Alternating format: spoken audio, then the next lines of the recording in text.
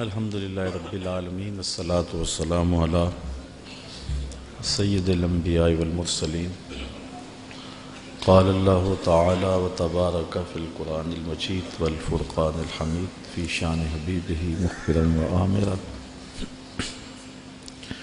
ان اللہ وملائکتہ یصلون علی النبی یا ایہا الذین آمنوا صلوا علیہ وسلموا تسلیما صلاۃ والسلام وعلى آلك وأصحابك محبوبا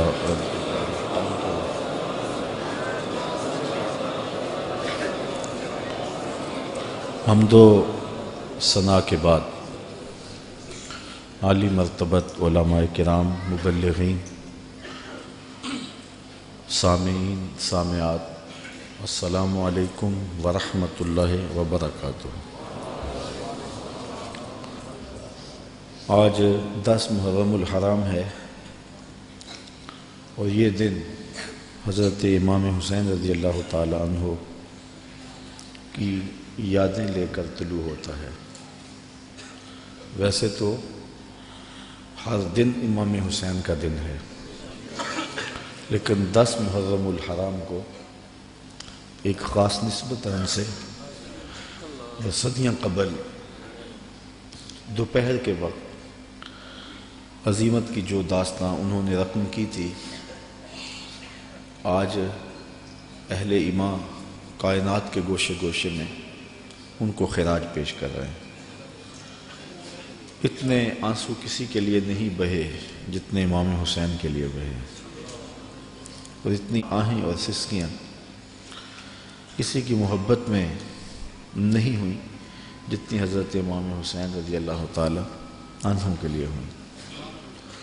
صدیاں اداس ہیں حضرت امام حسین کے لیے۔ نواسہ رسول نے عظیمت کی جو داستاں رقم کی اور جس طرح انہوں نے دین کے گرتے ہوئے پرچم کو اٹھا لیا اور اپنا گھر لٹا کے دین کو لٹنے سے بچا لیا، آج ہمارا ایک ایک عضو بدن ان کو خراج عقیدت پیش کرتا ہے۔ ہمارا دل، ہمارا قلب، ہماری آنکھیں ان کے حضور محبتوں کا خراج پیش کرتے ہیں۔ علماء سے آپ نے اس عنوان سے بہت ساری باتیں سنی اور محبتوں کے نغمے بھی چھڑے رہے، کربلا کی یاد بھی تازہ ہوتی رہی اور زخموں سے خون بھی بہتا رہا اور آنکھیں آنسوں کے خراج بھی دیتی رہیں۔ یہ ان کے ساتھ محبت کا ایک ثبوت ہے۔ حضرت امام حسین رضی اللہ تعالی عنہ کی سیرت، آپ کا انداز معاشرت، آپ کی زندگی اور آپ کی یہ عظیم قربانی ہم سے اس چیز کو طلب کرتے ہیں کہ ہم ان کے اسوہ کو اپنائیں۔ چونکہ وقت بہت تھوڑا ہے، میں 2-4 باتیں جو حضرت امام حسین کی زندگی سے ہم روشنی لے کر کے اپنی زندگیوں میں ڈال سکتے ہیں۔ رضائے الہی کا حصول یہ امام کا مطمع نظر تھا، اور اس کے لیے ان کی زندگی کی ایک ایک ساتھ گزرتی ہے۔ اللہ کی رضا کے لیے، اس کی قربت کے لیے اپنی جان قربان کر دینا اور اپنا سب کچھ لٹا دینا، یہ بندگی کی معراج ہے۔ شہادت کو شہادت اس لیے کہتے ہیں کہ شہید اپنے خون سے سچائی کی گواہی دیتا ہے، اللہ کی توحید کی، اس کے دین کی گواہی دیتا ہے، اور یہ بہت اونچا منصب ہے۔ حضرت امام حسین رضی اللہ تعالی عنہ کو پہلے سے یہ معلوم تھا کہ وہ شہید کر دیے جائیں گے۔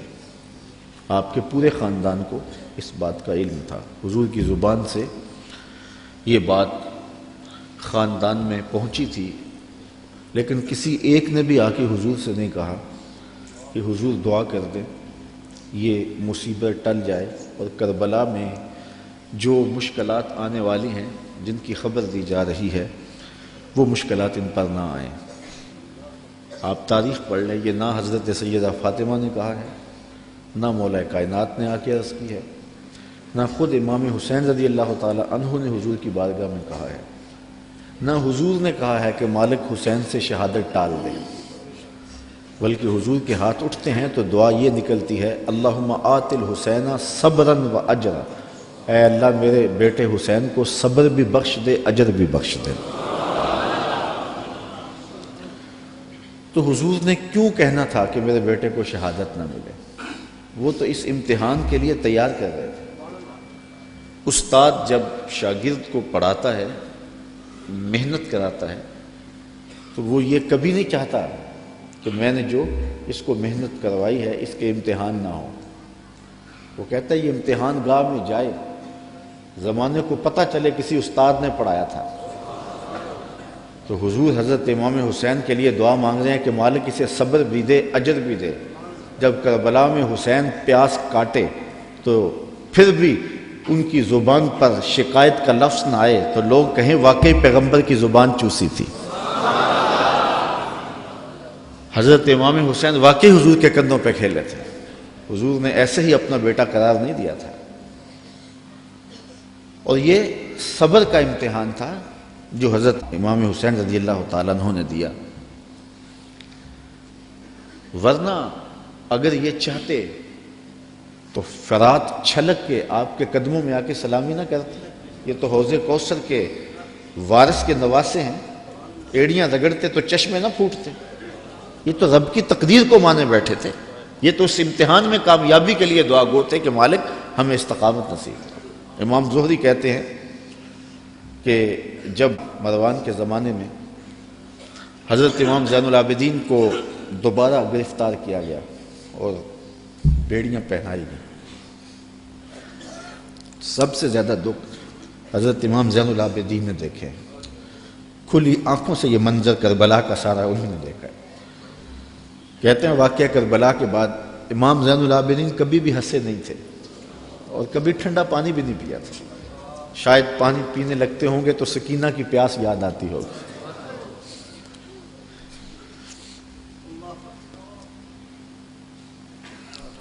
لیکن آپ کے ہاتھوں میں ہاتھ کڑیاں ڈال لی گئیں اور قید میں ڈال دیا گیا۔ امام زہری کہتے ہیں کہ میں نے جو ہی امام کو دیکھا تو امام زہری رو پڑے۔ امام زین العابدین نے کہا زہری رو کیوں رہے ہو؟ میں نے کہا حضرت آپ کے ان ہاتھوں میں ہاتھ کڑیاں ہیں، پیغمبر زادے ہو، دنیا کو دین دیا ہے، اور آج آپ کے ہاتھ میں ہاتھ کڑیاں ہیں۔ بے مروت بے وفا تیرا بھی کیا افسانہ ہے، جس نے اپنی ہی شمع کو گل کیا تو وہ پروانہ ہے۔ تو کہا یہ لوگ کتنے ظالم ہیں جنہوں نے آپ کے ہاتھوں میں ہتھ کڑیاں ڈالی۔ اور امام زہری کا دل پھٹتا جا رہا ہے۔ امام زین العابدین فرمانے لگے زہری پریشان ہونے کی ضرورت نہیں، ہم تو اس کی تقدیر کے اوپر راضی ہیں، ورنہ یہ زنجیریں کیا ہیں، آپ نے جھٹکا دیا زنجیریں ٹوٹ گئیں۔ کہا یہ ہمارے لیے نہیں ہے۔ تو یہ کربلا کی مشکلیں ٹل جاتی اگر حضرت امام چاہتے، لیکن انہوں نے تو مشکل کو سہ کے اور قربانیاں دے کے عظیمت کی داستان رقم کرنی تھی، اور وہ زمانے نے دیکھا۔ تو حضرت امام حسین رضی اللہ تعالی عنہ کی سیرت سے یہ چیز سیکھی جا سکتی ہے کہ ہم اپنے آپ کو قربانی کے لیے تیار کریں اور اپنے فکر کی، اپنی سوچ کی پرورش اس طرح کریں کہ کبھی مشکل وقت میں کھڑا ہونے کا مرحلہ آ پہنچے تو پھر ہمارے قدم ڈگمگائے نہ، پھر ہمارے پاؤں میں لرزش نہ آ جائے، ہمارے زوردار نعرے اور ہمارے پرجوش خطاب، ہماری خطابت کے تن تنے اور ہمارے فلسفے وہاں دم نہ توڑ جائیں جہاں کھڑے ہونے کا وقت تھا۔ یہ ناداں سجدے میں گر گئے جب وقت قیام آیا۔ تو ہم نے اپنی پرورش حضرت امام حسین رضی اللہ تعالی عنہ کی اس فکر کی روشنی میں کرنی ہے، تاکہ اگر کوئی ایسا وقت آن پہنچے تو پھر ہمارے قدم اکھڑنے نہ پائیں۔ حضرت امام حسین رضی اللہ تعالی عنہ نے یزید کی بیعت سے انکار کیا، اور اس میں ہمارے لیے سیکھنے کی یہ بات ہے کہ ہم کبھی بھی کسی ظالم کے ہاتھ پہ بیعت نہ کریں۔ یہ جو مصلی کی امامت ہے، میں اپنے اس جملوں پہ آپ کی توجہ چاہوں گا۔ یہ جو مصلی کی امامت ہے، یہ امامت صغرا ہے، چھوٹی امامت ہے، اور یہ تخت و تاج کی امامت جو ہے یہ امامت کبریٰ ہے، بڑی امامت ہے۔ ہم چھوٹی امامت کے بارے میں تو اتنے حساس ہیں کہ اگر کسی کے پاؤں کی انگلیاں بھی اٹھ جائیں تو ہم اس کے پیچھے کہتے نماز نہیں ہوگی۔ اگر کسی شخص کی داڑھی کا سائز چھوٹا ہو تو ہم اس پہ احتیاط کرتے ہیں کہ اس کے پیچھے نماز واجب الاعادہ ہے۔ تو یہاں تو داڑھی کا سائز اور انگلیوں کا لگنا اور اٹھنا بھی دیکھتے ہیں کہ نماز ہے۔ تو امامت صغرا میں ہماری یہ احتیاط ہے، اور جہاں امامت کبریٰ کا معاملہ آئے وہاں آنکھیں بند کر کے بیٹھ جائیں۔ تو ہمیں سوچنا ہوگا، حضرت امام حسین رضی اللہ تعالی عنہ نے فرمایا تھا وَمِثْلُنَا لَا يُبَايُعُ، یہ نہیں کہا تھا کہ میں یزید کی بیعت نہیں کرتا، کہا میرے جیسا شخص یزید کی بیعت کر کیسے سکتا ہے۔ یزید فاسق مولن تھا، یزید شراب پیتا تھا، مسلمانوں کا قاتل تھا، فاجر تھا، اور امام حسین رضی اللہ تعالی عنہ کی پرورش آغوش نبوت میں ہوئی تھی۔ تو یزید کے ناپاک ہاتھ میں امام کا ہاتھ کیسے آ سکتا تھا؟ اور ابھی حضرت کہہ رہے تھے کہ لوگ سر بچانے کے لیے ہاتھ دے دیتے ہیں، اور امام نے ہاتھ بچانے کے لیے سر دے دیا۔ اور تاریخ کربلا کی پڑھیں، آپ کو نیزوں کے اوپر سر نظر آئیں گے، آپ کو گھوڑوں کی ٹاپوں پہ روندے جانے والے لاشوں کا تذکرہ ملے گا، لیکن امام کے ہاتھوں کا ذکر آپ کو کہیں نہیں ملے گا۔ امام کا سر نیزے کی نوک پہ تھا، لاشیں گھوڑوں نے رون دیے، امام کے ہاتھ کدھر گئے؟ شاید قدرت نے اٹھا لیے ہوں کہ کوئی یزیدی امام کا کٹا ہوا ہاتھ نہ اٹھا لے، اور پھر یزید اس ہاتھ کو اپنے ہاتھ میں ڈال کر کے کہے چلو اس طرح ہی صحیح، امام کا ہاتھ تو میرے ہاتھ میں آ گیا۔ امام کی عظمت کا پہرا رب نے دیا، اور ان کی آبرو کا پہرا رب نے دیا۔ امام حسین کا کٹا ہوا ہاتھ بھی یزید کے ہاتھ میں نہیں آیا۔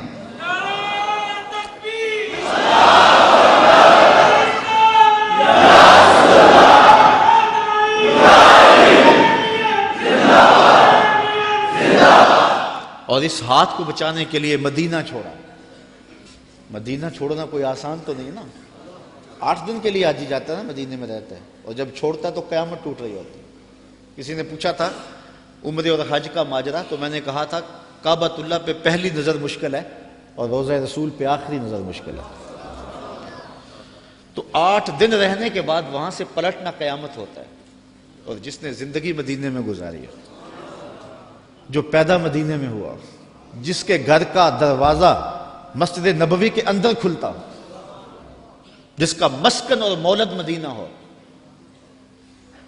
اعظم چشتی مرحوم جب مدینہ رسول میں آخری حاضری پر گئے تو بیمار تھے، ویل چیئر پہ تھے، تو انہوں نے الوداع ہوتے ہوئے خادم سے کہا کہ میرا رخ حضور کے روضے کی جانب رہنے دو اور کچھ پیچھے سے کھینچو۔ اور جب وہ نظارے نگاہوں سے اوجھل ہونے لگے تو اعظم چشتی مرحوم نے کہا کہ جاں بدن سے نکلتی ہے اعظم، جاں بدن سے نکلتی ہے اعظم، کوئی آسان ہے مدینے سے جدا ہونا۔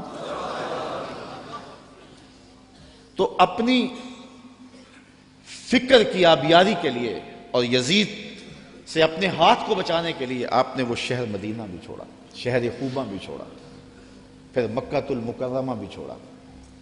8 ذی الحج کو مکہ المکرمہ چھوڑا، تاریخ پڑھیں آپ، اور منا میں 8 ذی الحج کو لوگ جمع ہو رہے ہیں، اے تماشا گاہے عالم روئے تو کجا بہرے تماشا می روی۔ اب یہاں مجھے اقبال یاد آئے، مدعاش سلطنت بوتے اگر خود نہ کر دے وا چنی ساما سفر۔ اقبال کہتے ہیں کہ اگر حضرت امام حسین رضی اللہ تعالیٰ عنہ کا مدعا سلطنت کا حصول ہوتا تو اتنے تھوڑے لوگوں کے ساتھ آپ کبھی بھی سفر نہ کریں۔ ٹوٹل 145 افراد ہیں، بچوں اور خواتین کے سمیت۔ اور سارا مدینہ آپ کا مرید ہے۔ اللہ اکبر۔ مکے میں پوری دنیا سے حاجی آ رہے ہیں، لیکن آپ مکے کو چھوڑ کے جا رہے ہیں۔ ترماح بن عدی بن حاتم راستے میں ملتا ہے تو 30,000 کا لشکر آپ کی پشت پہ کھڑا ہونے کا عندیہ دیتا ہے۔ آپ فرماتے ہیں مجھے یہ بھی قبول نہیں ہے۔ یزید کا مکروہ چہرہ بے نقاب کرنے جا رہے تھے اور اس شہادت کو چومنے جا رہے تھے جس کی بشارت رسول اللہ نے دی ہوئی تھی، اور پھر بڑھتے گئے اور اٹھنے والے قدم حضرت امام کے پیچھے نہیں ہٹے، اور قیامت تک لوگوں کو درس اور سبق دے گئے کہ حق کے لیے جان کا نذرانہ پیش کرنا پڑے تو یہ سودا سستا ہے۔ آج دین کی قدریں پامال ہوں اور ہم ڈھب سے بات بھی نہ کر سکیں تو میں پوچھتا ہوں کیا حجرہ فاطمہ سے بڑی بھی کوئی خانقاہ ہو سکتی ہے؟ کیا حسین ابن علی سے بڑا بھی کوئی سجادہ نشین ہو سکتا ہے؟ تو جب انہوں نے حق کے لیے اپنا سب کچھ لٹا دیا تو مجھے اور آپ کو اپنی زندگی کی ایک ایک ساتھ کو دین کے لیے پیش کر دینا ہوگا۔ حضرت امام حسین سے سیکھا جا سکتا ہے صبر اور استقامت کا سلیقہ کہ انہوں نے کس طرح صبر کا امتحان دیا۔ 57-58 سال کی عمر کا شخص ہو اور اس کو یہاں سے چل کے باہر وضو خانوں تک 3 سے 4 مرتبہ جانا پڑے تو سانس پھول جائے گی، اور حضرت امام حسین ایک بار نہیں گئے، 71 بار لاشیں لینے گئے ہیں، 71 مرتبہ لاشیں لینے گئے ہیں، اور لاشیں بھی بیگانوں کی نہیں ہیں، اپنے بیٹوں کی۔ جوان بیٹے کی لاش اٹھانا تماشا لب بام نہیں ہے۔ کسی کا جوان بیٹا فوت ہو جائے، سارے گھر والے دلاسا دے رہے ہوتے ہیں تو باپ اور ماں سنبھلتے نہیں ہیں۔ ایسے مناظر آپ روز دیکھتے ہیں۔ جنازہ اٹھتا ہے تو 10 آدمی تھام کے لے جا رہے ہوتے ہیں، یہ کون ہے؟ کہا اسی کے جوان کی لاش جا رہی ہے۔ جوان بیٹے کی لاش ہو، 10 آدمی سنبھالا دے رہے ہوں اور باپ پھر بھی نہیں سنبھلتا، موت بھی تبھی ہوتی ہے۔ میں سلام پیش نہ کروں اس حسین پر جو جوان علی اکبر کی لاش کو کندھوں پہ اٹھا کے خیموں تک لاتا ہے اور پھر بھی ہاتھ اٹھا کے کہتا ہے مالک حسین کی یہ قربانی بھی قبول فرما۔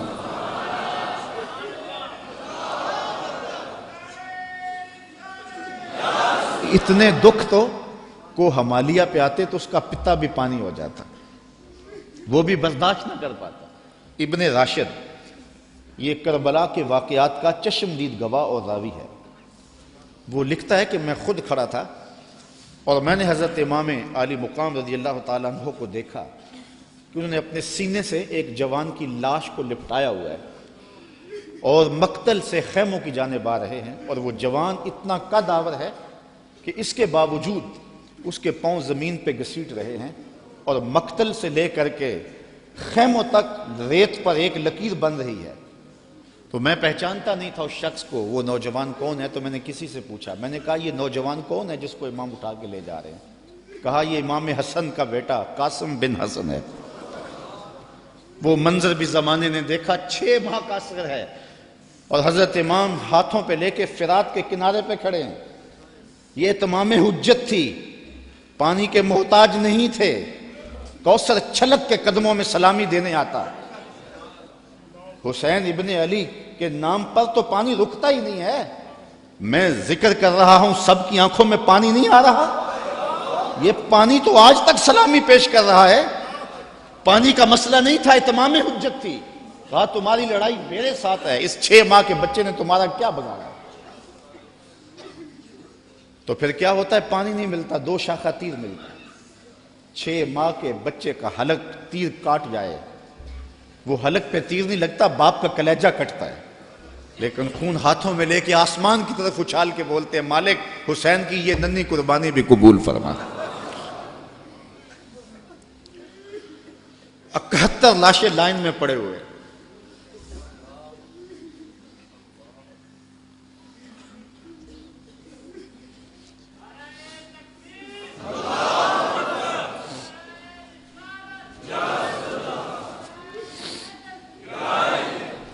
یزیدیوں کی صفاقی، ان کا ظلم اور بربریت ان کے تیور نظر آ رہے ہیں، اور خیمے کے اندر پردادار سادات بیٹھی، رسول اللہ کی شہزادیاں بیٹھی،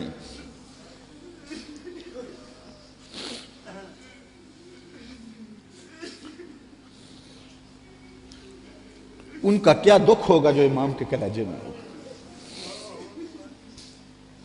اور وہ شہزادیاں یہ ہیں، کسی کا باہر بیٹا لیٹا ہوا ہے، ان کے بھتیجے اور بھانجے باہر لیٹے ہوئے، ان کو تلقین کرتے ہیں کہ صبر کا دامن نہیں چھوڑنا، اور امام گھوڑے کی زین پہ سوار ہوتے ہیں۔ بانکپن ایسا ہے جس ڈھب سے کوئی مقتل میں گیا وہ شان سلامت رہتی۔ زمانے نے دیکھا 71 لاشیں اٹھا کے خیموں تک لانے والا حسین جب گھوڑے پہ آتا ہے تو اشقیاء کی صف میں کھلبلی مچ جاتی ہے، آواز آ رہی ہے یہ کون ذی وقار ہے، بلا کا شاہ سوار ہے، لباس ہے پھٹا ہوا غبار سے اٹا ہوا، تمام جسم نازنی چھدا ہوا کٹا ہوا، پھر بھی ہے ڈٹا ہوا، یہ نبی کا نور عین ہے، یہ بال یقین حسین۔ اللہ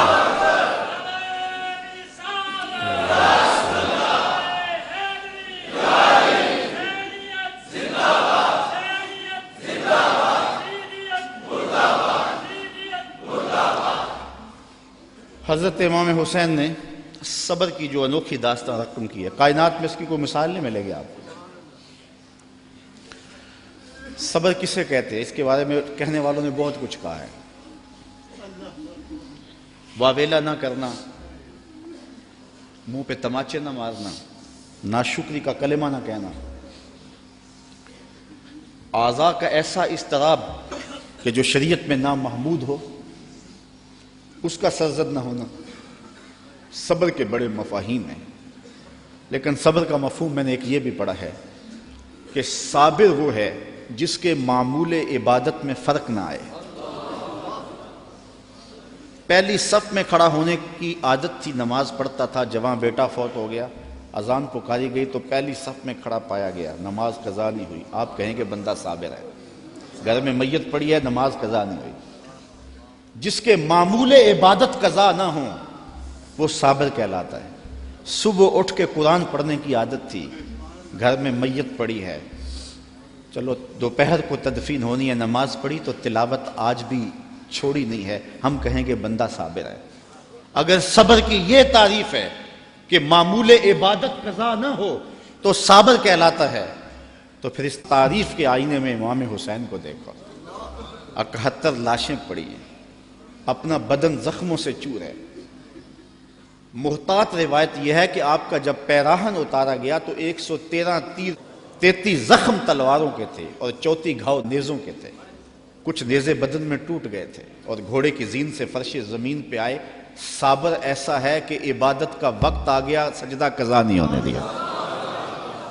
ایسا صابر ہے کہ سجدہ قضا نہیں ہونے دیا، آتے ہی پیشانی سجدے میں رکھ لی، اللہم رضن بقضائک و صبرن علی بلائک تسلیما لامرک۔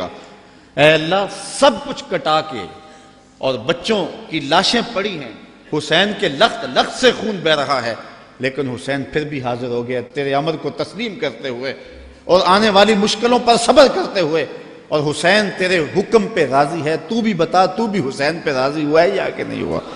آواز آ رہی ہے اس نواسے پر محمد مصطفیٰ کو ناز ہے، اس پیاسے پر علی شیر خدا کو ناز ہے، اوروں نے بھی سجدے کیے پر اس کا عجب انداز ہے، اس نے وہ سجدہ کیا جس پر خدا کو ناز ہے۔ عابد ایسا کہ معمول عبادت قضا نہیں ہوا، سجدہ قضا نہیں ہوا۔ اب آپ جانتے ہیں کہ امام حسین کا سر جو تھا سجدے میں جھکا ہوا تھا کہ دست قاتل نے سر انور کاٹ لیا، اور پھر سر انور کو کاٹ کے نیزے کی نوک پہ چڑھا دیا۔ یزیدیوں نے اس لیے کیا کہ اپنے لشکر کو تسلی دیں کہ ہم کامیاب اور کامران ہوئے ہیں، دیکھو سر حسین کٹ کے نیزے کی نوک پہ چڑھ گیا۔ تو جب انہوں نے نیزے کی نوک پہ سر حسین چڑھایا تو لشکر یزید سے آواز آئی، یہ کیسا سر ہے جو کٹ کے بھی سر بلند ہے؟ اس کی سر بلندی اب بھی نہیں گئی، اب بھی یہ اونچا ہے۔ اور جب سر انور نیزے کی نوک پہ چڑھایا گیا تو اس انداز سے چڑھایا گیا کہ کٹی ہوئی گردن کا رخ آسمان کی طرف اور سر انور کا رخ زمین کی طرف۔ تو کسی شاعر نے تخیل باندھا، بآں کے سر نیزے پہ اور سوئے زمیں ہے رو، یعنی سجدہ ثانی کی ہے آرزو۔ رکعت میں 2 سجدے ہوتے ہیں، ابھی ایک ہوا تھا کہ سر کاٹ لیا گیا، حسین کی پیشانی میں دوسرے سجدے کی آرزو مچل رہی ہے۔ صابر ایسا کہ معمول عبادت قضا نہیں ہوا، اور پھر تلاوت بھی قضا نہیں ہونے دی۔ حسین کا سر نیزے کی نوک پہ ہے، لبوں پہ قرآن جاری ہے، کیونکہ حسین کو لوریہ ہی قرآن کی ملی تھی۔ تو حسین ابن علی رضی اللہ تعالی عنہ سے صبر سیکھا جاتا ہے، استقامت سیکھی جا سکتی ہے، اور اپنی زندگی میں اس کا چراغاں کیا جا سکتا ہے۔ بہت ساری چیزیں سیکھنے کی ہیں اس خاندان سے، رواداری اور خودداری بھی سیکھی جا سکتی ہے۔ جب یہ لشکر حضرت امام حسین رضی اللہ تعالیٰ عنہ کو شہید کر دیتا ہے، اور آپ کے لاشوں کے اوپر گھوڑے دوڑائے جاتے ہیں، اور ہوائیں مٹی ان کے اوپر اڑا دیتی ہیں، اور پھر وہاں سے شہیدوں کے سر نیزوں پہ چڑھا کے کوفہ اور کوفہ سے دمشق لے جایا جاتا ہے، تو یزید پوچھتا ہے اپنے خاص لوگوں سے کہ اس راستے کے اندر تم نے ان کی کیفیت کیا دیکھی؟ یزید بدبخت کے دل میں یہ تھا کہ میں اب بھی فاتح بن جاؤں، امام زین العابدین ڈر کے گھبرا کے مشکلات سے میری بیعت کر لیں، کیونکہ اگر امام زین العابدین بیعت کر لیتے تو کربلا کی ساری داستان زیرو ہو جاتی، اور وہ یہ کرنا چاہ رہا تھا، لیکن زین العابدین کی رگوں میں بھی تو خون حسین تھا، تو بڑے دکھ دیے۔ آدمی حیران ہو جاتا ہے کہ کس طرح انہوں نے گھوڑوں کے اوپر سوار کرا کے اطرت پیغمبر کو بازاروں میں پھرایا، اور پھر ان کے سر نیزوں کی نوک پہ چڑھے ہوئے تھے، لیکن دربار یزید میں جب پہنچے تو یزید نے اپنے خاص لوگوں سے پوچھا کہ کیا ان کی اب حالت ہے؟ لاشیں کٹ کے وہاں پڑے ہوئے ہیں، سر یہ ہیں، تو اب تو دب گئے ہوں گے۔ تو جو اس نے جواب دیا، اس سے اس خاندان کی خودداری اور غیرت دیکھو۔ اس کے معتمد خاص نے کہا کہ ہم کربل سے یہاں تک پہنچے ہیں، اور ہم نے بہت دکھ بھی دیے ہیں، ان کو ذہنی اذیتیں بھی دی ہیں، بعض جگہوں کے اوپر ان کے اوپر پتھراؤ بھی ہوا ہے، لیکن لگتا یہ رہا ہے کہ فاتح یہ ہیں اور ہم مفتو ہیں۔ ان کا انداز اور ان کا تیور ہمیشہ یہ بتاتا رہا ہے کہ اصل فاتح یہ اور مفتو ہم ہیں، اور حقیقت ہے بھی یہی۔ اقبال کہتا ہے جو دلوں کو فتح کر لے وہی فاتح زمانہ، جو دلوں کو فتح کر لے وہی۔ حشام بن عبد الملک بنو امیہ کا بڑا تگڑا حکمران گزرا ہے، حج کرتا ہوا حجر اسود کے سامنے آیا، دل میں آیا کہ میں حجر اسود کو چوموں، ہجوم اتنا تھا کہ چوم نہ پایا۔ جن لوگوں نے حج کیا ہے منظر آنکھوں میں گھوم گیا ہوگا، تو اتنا ہجوم تھا کسی نے بادشاہ کی پرواہ نہیں کی، راستہ نہیں دیا۔ وہ ایک سمت کھڑا ہو کے منتظر رہا کہ کوئی رش کم ہو تو میں حجر اسود کو بوسہ کروں۔ اتنے میں امام زین العابدین بھی طواف کرتے کرتے آئے، وہ رک کر کے جب حجر اسود کو دیکھنے لگے تو لوگوں نے راہیں چھوڑ دی، آگے بڑھے، حجر اسود کو چوما اور پھر طواف میں لگ گئے۔ حشام کو بڑا غصہ آیا کہ میں بادشاہ وقت اور میرے لیے لوگوں نے راستہ نہیں چھوڑا اور ان کے لیے راستہ چھوڑ دیا۔ تو وہ اپنے درباری شاعر فرزدق سے کہنے لگا من ھذا، یہ کون ہے؟ حالانکہ وہ جانتا تھا یہ امام زین العابدین، لیکن اس نے تحقیر کرنے کے لیے تجاہل عارفانہ برتتے ہوئے کہا من ھذا، اے کون ہے؟ وہ جو فرزدق شاعر تھا تو بادشاہ کا درباری شاعر، لیکن آج اس کی غیرت جاگی۔ جب اس نے کہا من ھذا، یہ کون ہے؟ تو فرزدق نے کہا بادشاہ تو نہیں جانتا یہ کون ہے؟ اس کو تو بتہا کہ سنگ ریزے بھی جانتے ہیں یہ کون ہے، اس کو تو فرش والے بھی جانتے ہیں اور افلاک والے بھی جانتے ہیں کون ہے۔ کہا یہ تو فاطمہ کا بیٹا ہے، یہ علی کا شہزادہ ہے، رسول اللہ کا نواسہ ہے۔ اور پھر کھڑے کھڑے امام کی شان میں قصیدہ لکھ دیا، اور اس میں فرزدق نے بادشاہ کو مخاطب ہو کے کہا تیرا نکرہ کرنا اس معرفہ کو نکرہ نہیں کر دے گا، یہ کل بھی معرفہ تھا، یہ آج بھی معرفہ ہے، تیرا من ھذا کہنا اس معرفہ کو نکرہ نہیں کرے گا۔ بادشاہ کو اتنا غصہ آیا کہ اس نے فرزدق کو ایک بند کنویں میں ڈلوا دیا، قید کروا دیا۔ امام کو پتہ چلا تو انہوں نے اشرفیوں کی ایک تھیلی بطور جو ہے وہ محبت فرزدق کے پاس بھیجی، اس نے چوم کے آنکھوں سے لگائی اور خادم کے ہاتھ میں واپس کرتے ہوئے کہا کہ امام سے کہنا، میرا سلام دینا، کہنا ان ٹگوں کے لیے بادشاہوں کی نوکری کی ہے ساری زندگی، اور یہ جو میں نے قصیدہ لکھا ہے پیسوں کے لیے نہیں کیا، اشرفیوں کے لیے نہیں لکھا، آپ کے نانے کی شفاعت کے لیے لکھا ہے۔ جو دلوں کو فتح کر لے وہی فاتح زمانہ۔ آپ پورا شہر ڈھونڈ لیں، آپ کو شمر نام کا شخص نہیں ملے گا، آپ کو خولی نام کا شخص نہیں ملے گا، آپ کو ابن زیاد نام کا شخص نہیں ملے گا، آپ کو یزید نام کا شخص نہیں ملے گا۔ اور اگر آپ ڈھونڈنے نکلے، دور کیا جانا، اسی محفل سے ڈھونڈ لے، ہزاروں علی کے نام کے ہوں گے، ہزاروں حسین کے نام کے ہوں گے، شبیر کے نام کے ہوں گے، اور کتنی تجھے محبتیں اے فراز چاہیے، ماؤں نے تیرے نام پہ بچوں کے نام رکھ دیے۔ جو دلوں کو فتح کر لے وہی فاتح زمانہ۔ تو حضرت امام حسین رضی اللہ تعالی عنہ کے خانوادے کا جو ترہ ہے اور خودداری کا جو انداز ہے وہ دیکھنے کو ملا، اور کربلا سے لے کر کے مدینے تک یہ منظر ہر جگہ پہ دکھائی دیا۔ حضرت امام حسین کو کربلا میں دیکھیں یا ان کے خاندان کو کوفے کے بازاروں میں دیکھیں یا دمشق کے بازاروں میں یا دربار یزید میں دیکھیں، آپ دیکھیں گے کہ باوجود کہ یہ مظلوم ہیں، باوجود کہ ظلم و جبر کی انتہا کر دی گئی، لیکن انہوں نے اس کے جواب کے اندر کوئی شخصی وار نہیں کیا ہے۔ سارے کربلا کے واقعات کو پڑھتے جائیں، بلکہ اس واقعہ کو سمجھنے کے لیے صرف ایک واقعہ، اللہ نے مختار سقفی سے یہ کام لیا کہ اس نے قاتلان حسین کو چن چن کے مارا۔ مالک اشتر کی قیادت میں فرات کے کنارے ابن زیاد کے لشکر سے لڑائی تھی، اللہ نے مالک اشتر کو فتح دی اور یزیدی بھاگ کھڑے ہوئے، کچھ قتل کر دیے گئے، کچھ بھاگ گئے، کچھ پکڑ لیے گئے۔ ابن زیاد بھی بھاگ کر کے ایک سمت رخ کر جاتا ہے کہ میں ان لوگوں کی دست برد سے دور ہو جاؤں، اور اپنے گھوڑے کو ایڑ لگائی اور تیزی سے سر پٹ گھوڑا دوڑا رہا ہے۔ ادھر پیاس کی شدت ہے، زبان کانٹا ہو گئی، حل خشک ہو گیا۔ صحرا کے اندر لگا ہوئے خیمہ دکھائی دیا، سوچا کہ اس خیمے والے سے جلدی سے رک کر کے پانی کے 2 گھونٹ لے لوں اور پھر آگے بڑھ جاؤں گا۔ گھوڑے سے اترا، خیمے کا پردہ سرکایا، دیکھا کہ امام زین العابدین عبادت کر رہے ہیں۔ امام زین العابدین کبھی مدینہ سے باہر نکل کے صحراؤں میں خیمہ گاڑ لیتے، مہینہ مہینہ گزارتے۔ یہ کچھ ایسی جگہ پہ ایک خیمہ گاڑے عبادت میں مصروف تھے، قرآن کی تلاوت کر رہے تھے۔ اس نے سرکایا پردہ تو دیکھا امام ہے، غیرت ہوتی تو ایک پانی کا گھونٹ بھی نہ مانگتا، لیکن مرتا تھا کیا کرتا۔ اس نے کہا حضرت مجھے پانی دیجیے۔ امام نے نظر اٹھا کے دیکھا، پھر دونوں ہاتھوں سے پیالہ بھرا اور ابن زیاد کو دیا۔ اس نے پانی پیا، پیاس زیادہ تھی، کہا حضرت اور دیجیے، آپ نے پھر دیا۔ اس نے پھر مانگا، آپ نے پھر دیا۔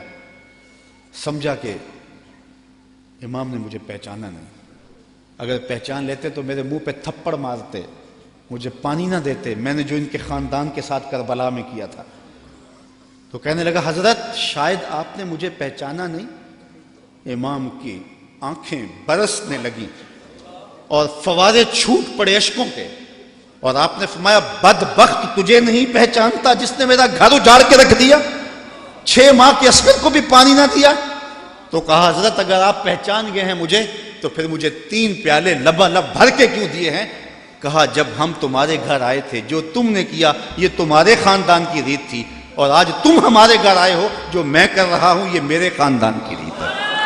نصیب اپنا اپنا، مقام اپنا اپنا، کیے جاؤ میں خارو کام اپنا اپنا۔ تو حضرت امام حسین رضی اللہ تعالی عنہ کے خاندان سے یہ سیکھنے والی چیزیں ہیں جس کو ہم اپنی زندگیوں میں داخل کر کے اپنی زندگیوں میں چراغاں کر سکتے ہیں۔ حضرت امام حسین رضی اللہ تعالی عنہ کا نام کل بھی روشن تھا، آپ کا نام آج بھی روشن ہے۔ یزید مر گیا،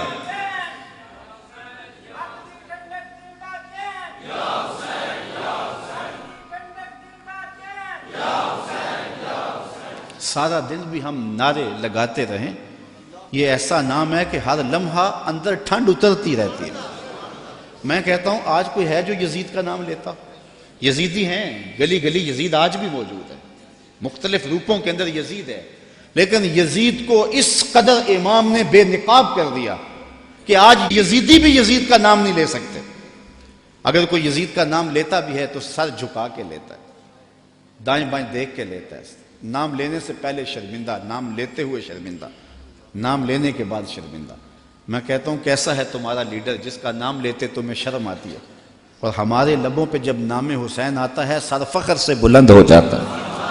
فخر کا دل میں دریچہ باز کرنا چاہیے، فخر کا دل میں دریچہ باز کرنا چاہیے، جن کا تو آقا ہے ان کو ناز کرنا چاہیے۔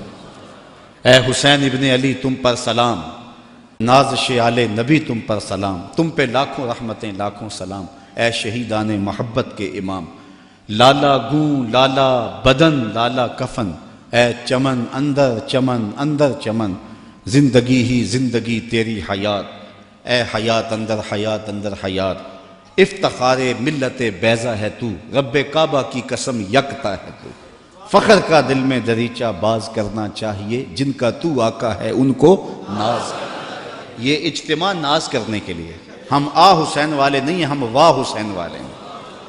اتنے زخم تو کو ہمالیہ کے کلیجے پہ لگے تو اس کا بھی پتا پانی ہو جائے، لیکن حسین پھر بھی حق کالم لیے کھڑا ہے، پھر بھی عظیمت کی داستان رقم کر رہا ہے۔ یہ حسین ابن علی ہے، آج ان کی روح کو خراج پیش کر رہے ہیں، محبتوں کے آنسو بھی بہے، ان کے نام کے نعرے بھی لگائے، ان کے فکر ان کے مشن کو بھی سنا، ان کے مناقب بھی روحوں میں اترے، اس عظیم کام کو خراج بھی پیش کیا گیا۔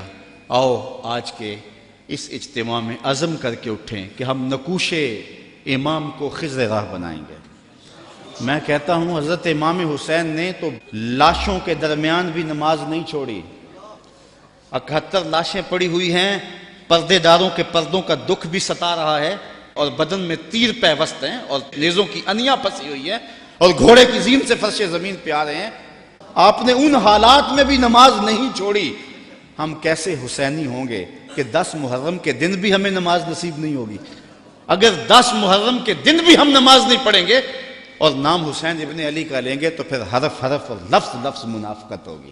آئیے ان کا نام لیتے ہیں تو ان کے نقوش پا کو بھی خضر راہ بناتے ہیں۔ میں ایک نعرہ لگوانا چاہتا ہوں، امام کے نام کا خود لگواؤں گا، لیکن نعرہ بانک پن سے ہو، اوپر نیچے باہر ہجوم محبت ہے، تو ذرا یزیدیوں کو پتہ چل جائے کہ امام کا نام آج بھی زندہ ہے، اور محبتوں کے یہ تیور۔ نعرہ تکبیر! اللہ آپ کو سلامت رکھے۔ حسین کل بھی زندہ تھا، حسین نعرہ تکبیر! نعرہ تکبیر! نعرہ رسالت! نعرہ رسالت! نعرہ رسالت! حسینیت! حسینیت! حسینیت!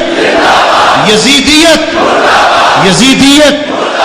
علامہ اقبال کا سارا فلسفہ نچوڑیں تو جو رس نکلتا ہے اس کا مصداق امام حسین بنتے ہیں۔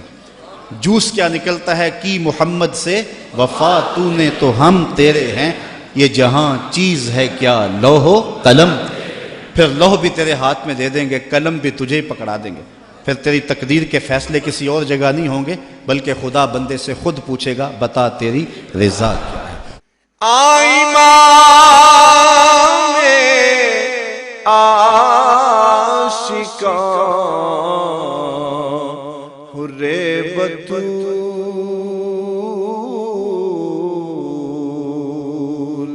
سرو آزاد